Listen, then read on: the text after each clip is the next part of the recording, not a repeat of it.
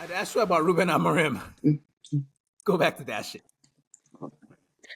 There was a training session today, his first training session, and excuse my language, but he was participating in the training. He was passing the ball around, and then there was a clip where he was, I guess, like behind Johnny Evans. Excuse my French, I know I can't even say. And it's funny because 10 years ago, something like that, he played against, not 10 years ago, but he played against Johnny Evans when Evans was at United. So it's funny to see how just time is just a crazy thing. But I am excited, though. I mean, I think that this is a guy who, first of all, came into Old Trafford wearing skinny jeans and boots. So I was like, okay, I already know what we got going on here. We got a YN, a Portuguese YN at my club. This is disgusting. So, it's one of those things where I'm excited because he's not bald, number one, but he's somebody who has a lot of, and this is something we talk about every time, he has a lot of confidence in himself and he's a lot of charisma.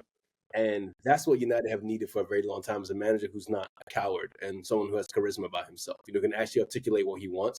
He seems like he knows socially, how to talk to people, how to really just impress himself. Because no offense to Erik ten Hag, when you saw him speaking to people, he looked very awkward. Even when Xerxes got announced this summer, it looked weird. The way he was greeting Xerxes was just so weird. I was like, yo, do you know how to speak to people like a normal person? But he reminds me of what AI is, basically. He looked like a Tesla robot, basically, to me. That's what Ten Hag looked like when he interacted with people. It was, stale, basically. Yeah, but technically, I mean, he's already tried to implement the 3-4-3. If you saw the training session, you kind of see Lenny Yoro was at the center back spot. Luke Shaw was actually at left center back, and Taram Malacia was at left wing back. So you can kind of see where he's trying to put certain players. And I think he's going to put Rashford as the 9 this weekend. We'll see how that will work out. But overall, it's exciting times to be a United fan, man, because it's a breath of fresh air. It's good to have hope. But Bane told Batman, hope is not it. Don't do that. Lazarus pit, my boy, and I'm going to break your back. So one quick follow-up question on what you said. I'm glad you're excited. You guys probably deserve, because it's one thing to be bad. It's a whole other thing to be bad in the same way for so long. Even just occasionally popping on the United pod to listen. I'm just like, these niggas crying about the same shit from last week. Anyway. So I just want to say sorry. Just on that in particular, right? And not that I didn't enjoy it, but I did. But those of you that were listening throughout that period when I was doing the United pod, I tried my possible best not to highlight and analyze things that I spoke about in the last episode. But it became an impossible task. Genuinely. It became an impossible task. And I don't know how many times I wasn't feigning annoyance. I was genuinely annoyed at having to talk about the same shit in a different way because a different player from a different team scored the same goal. But it's the same shit. You like that sometimes. Yeah. You like that sometimes. But yeah, Tosin, Amorim, within the group, United fans, what's the mood like? Have any expectations been set? What are people saying? What do you want from the rest of the season? Let's start there. Let's start small. What do I want? So let's start off with what's the expectation? What's the expectation now? I think what standards are we holding him to? I think by March we should actually see how the team looks. I think the first couple of months you give him a little leeway to kind of learn his way around the ropes and all these other different things. A lot of games coming. But I think by February, March, you kind of see how the team should play, right? Where you can tell that certain players just need to be upgraded in certain positions. You can tell the season's in, you can tell all these different things, right? Immediately you need to know how they want to play and how they want to attack and things like that. That's the most important thing to see. Do they look like a team, first of all? Do they identify with what the coach wants them to do? That's the most important thing. But for me, I don't have any expectations other than just actually don't do dumb shit. That's really it. It's do the basics so well, right? Don't give up the ball in the middle of the field. Don't give up cutback goals like we always do. Actually defend as a unit. Have players track back. It's the most simple things. The things that you learn in U10 football, do that very well. Then we can get into the intricacies next year. Then we get into the real specifics. It's more so right now, can you not be a bonehead? That's the biggest thing I want. It's nobody just be dumb, right? Everybody just do your job. Coach, these niggas' standards are so low, but I get it. I used to live this life. It was terrible, bro. I understand. I understand it. Standards not even low. It's in the gutter. It's absolute piss.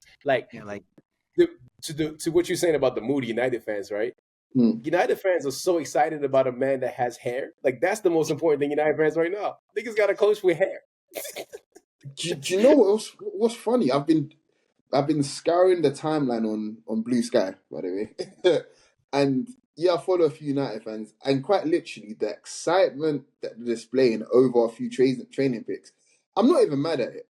Like, I'm legit not even mad at it, because it was and technically is so bad there that a fresh face is all you kind of need sometimes. That's legit all you need.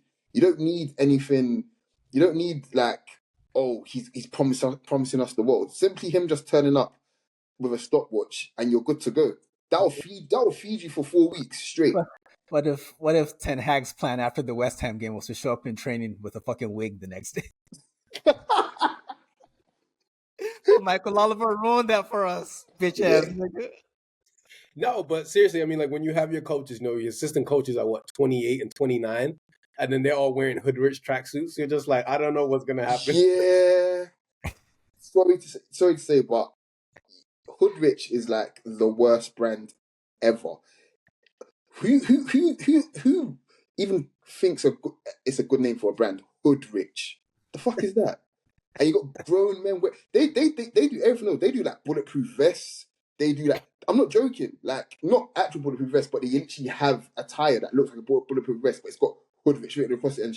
And these are the guys that are coaching at Man United now. Like, I have to say, like, Anios are brave. Hey man, that copy may know to Arsenal rumor, man. He hasn't signed a new contract yet, has he? It's gonna get signed in a couple months. Amaz too. But I will say this much, right? It's refreshing to have a new face in, and one of the most important things is, like, he actually is, like, looking at the academy more. I mean, that's kind of what his remit was at Sporting, and United actually has a really good academy. I'm sure you guys probably know this. Like, we had this 6'5". It's top two. It's top two, the academy, I think, to me. We had this 6'5" Congolese kid come up, and the kid looks like a man mountain. His name is Godwill. That's his name, is Godwill. So, God willing that this actually works out, because I don't know how many more new coaches I can go through and, like, having hope. This is my last chance. After this, if this doesn't work out, time to become a family man and pack it up and go out married and leave the football before it leaves you, as Jamie Carragher says. That's all I can. But summing it all up, it's exciting times, and we'll see against Ipswich on Sunday how they'll turn out. And they got Europa League in the middle of the week as well. So it's exciting times to be United. And he generally, I feel, wants to be at United, which is sick, because I think United is like that one girl that everybody wants to save over and over again. It's like, she doesn't want to be saved, bro. Why are you trying? Like, leave her alone. But everyone somehow wants to be the savior. So, I don't know. Let's see.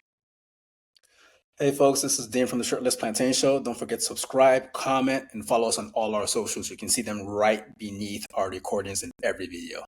Thanks again, and see you on the next one.